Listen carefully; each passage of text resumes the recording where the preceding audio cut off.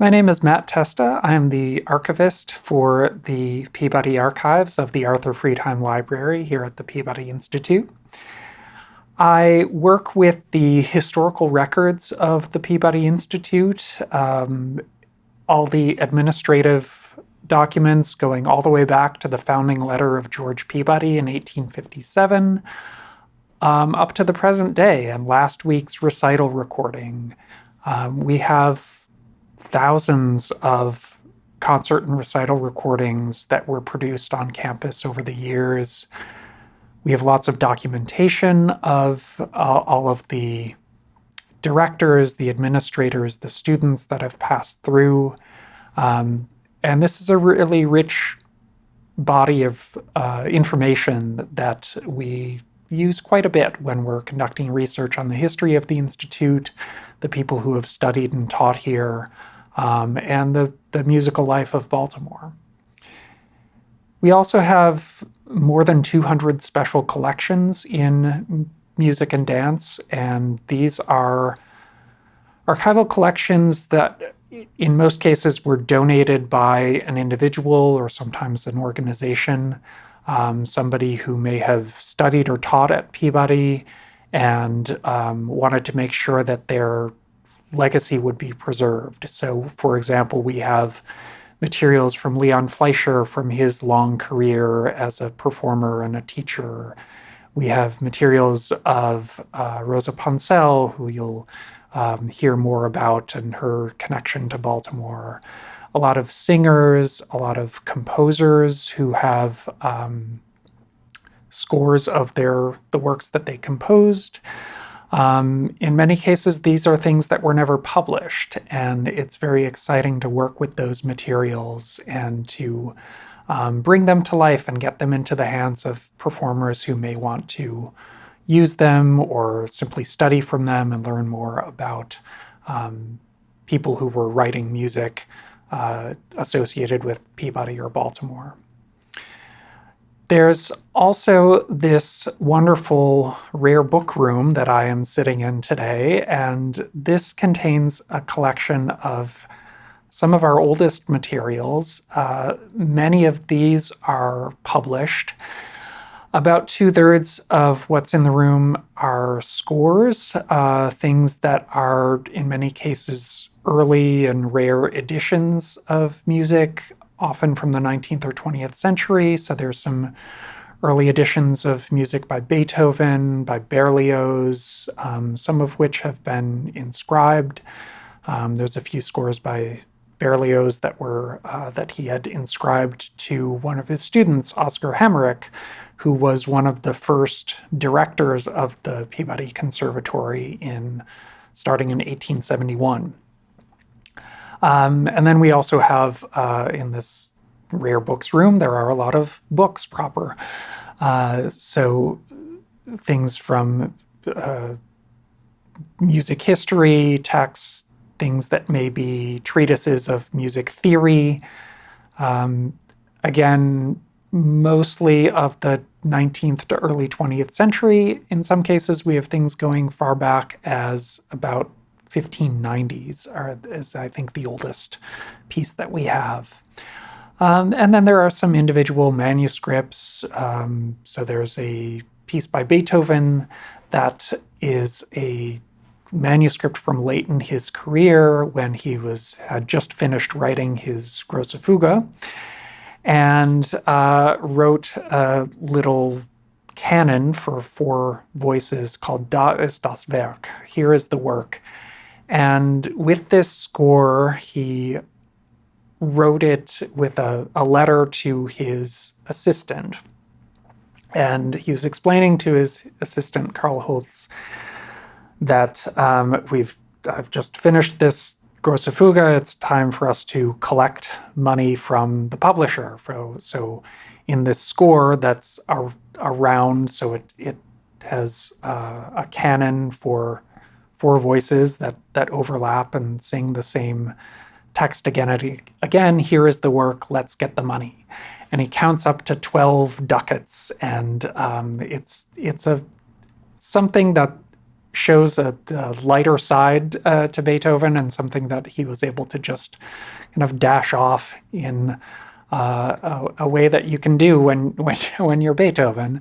And so we have this manuscript that was originally a gift of Harold Randolph, who was a director of the conservatory in the early 20th century, and now is a part of our collections and one of our treasures here.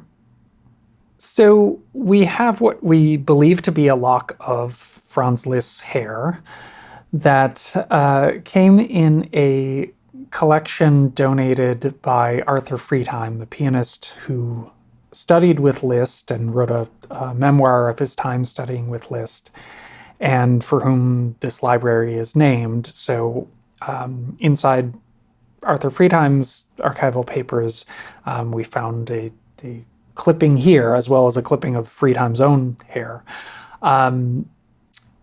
Liszt was famous, apparently, for having locks of his hair snipped off and given to his admiring fans, and that was not an uncommon memento of that time.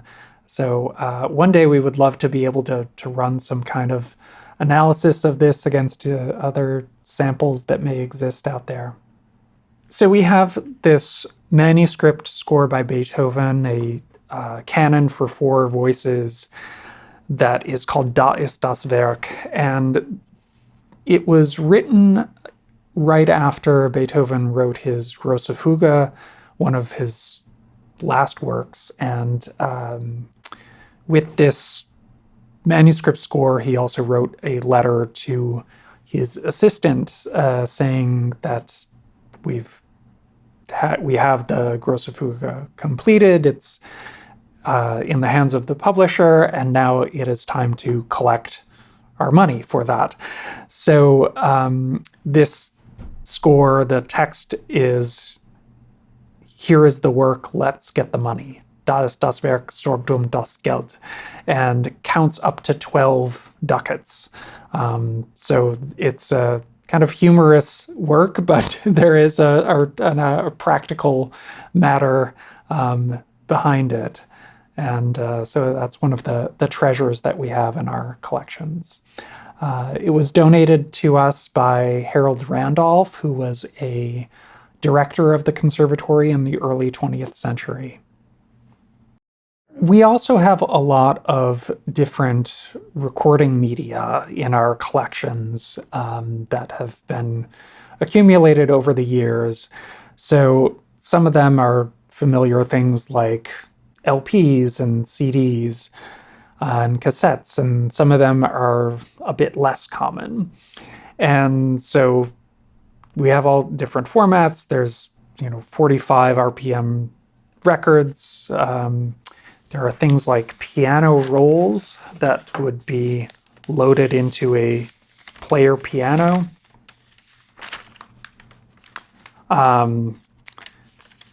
We have other more unusual formats, or at least a couple examples of. So something that is a recording wire. So this was a short-lived format in about the 1940s or so, before tape really took off. And it's very thin, almost like a spool of thread. And this is a magnetic recording medium.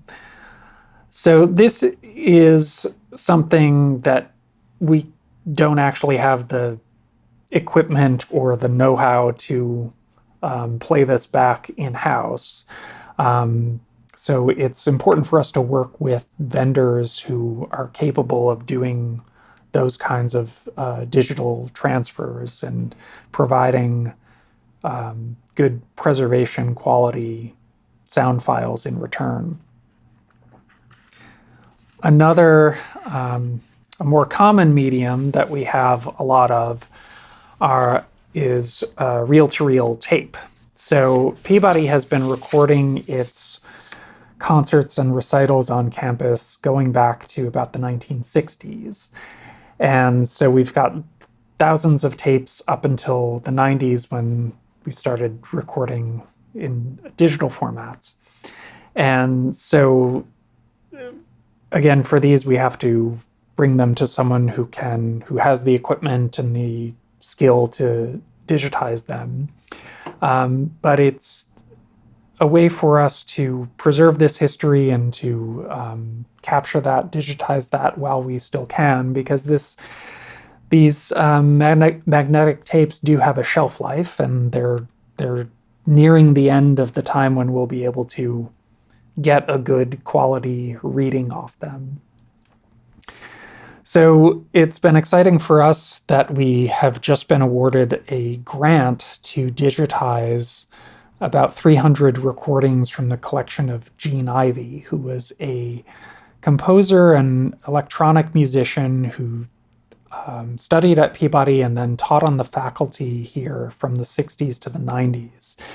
She actually founded the electronic music studio on campus, and that later became the computer music studio.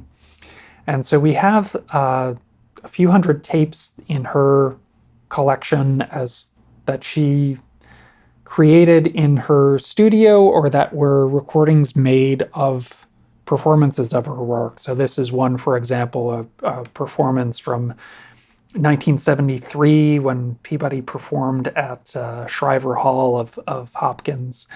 And so this is one of many tapes that we are planning to digitize this year and to make available through our new streaming site.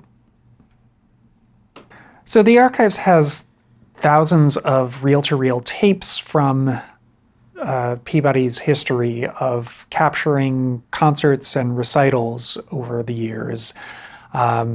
Peabody started recording events in the 1960s, and up until the 90s, this was all done on analog tapes. And so we're in the process of trying to digitize these as our resources allow, to make sure that we can preserve this history, as these analog tapes have a shelf life and they're nearing the end. So there's a lot of important information on these recordings that we want to digitize and make more accessible. It's been very exciting to just get a grant for the digitization project of the Gene Eichelberger Ivey collection. So Gene Ivey was a composer who taught at Peabody from the 60s to the 90s. She founded the electronic music studio on campus, which is now the computer music studio, and produced a lot of recordings in the course of her work, just as a working composer, working with analog tape. And so many of these were self-produced. We have many tapes that were made of performances of her music, either at Peabody or elsewhere. And so about 300 of these recordings we are planning to digitize as part of this grant, Recordings at Risk grant from the Council of Library and Information Resources. It's an exciting project, and we're very eager to get started on it.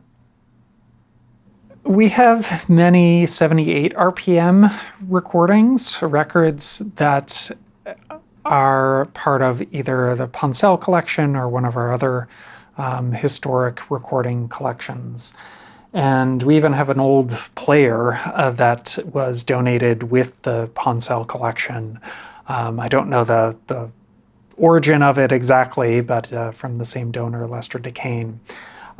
So as an example of how someone may have interacted with this type of media from this time, we'll sometimes bring it out to a class and demonstrate. So crank up the handle out of it to make the turntable spin, and we're able to get a little bit of sound out of it, but we probably do not have the right needle or any of the proper gear for it to really make it sing. One of our favorite things in the archives is this collection of moonshine. The bottles here, there's about 10 of them. They were found in part of the conservatory building in 2003 when it was being renovated for the Grand Arcade project. And some people found these bottles sitting in the back and delivered them to the archives. And the archivist at the time, Elizabeth Schaff, recognized the handwriting as belonging to one of the composers and conductors who was on the faculty for a while, named Gustav Strub. And so we have these bottles with, some of them have these homemade labels. This one says, Large Blue Grape, September 1944. So these sat in some dark closet of Peabody for decades. One of the things I like most about these, for the ones where you do see a label, these are things from after Prohibition ended. So this is clearly a man who just loved to produce things on his own and evidently stashed them here, perhaps gave them to colleagues who didn't know what to do with them. I'm sure there are more stories behind this than we will ever know. But it is a fun thing that we like to point out when we have visitors.